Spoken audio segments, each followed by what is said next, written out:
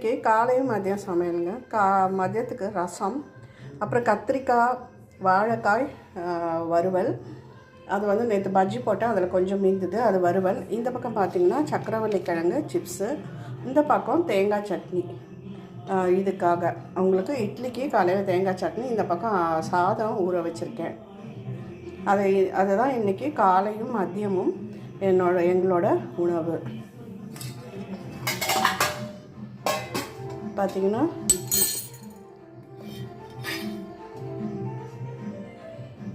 நல்ல பஞ்சு போல் சாஃப்டான இட்லி, அதுக்கு தொட்டுக்கிறதுக்கு நமக்கு தேங்காய் சட்னி, நல்ல ஸ்பைசியான தேங்காய் சட்னி.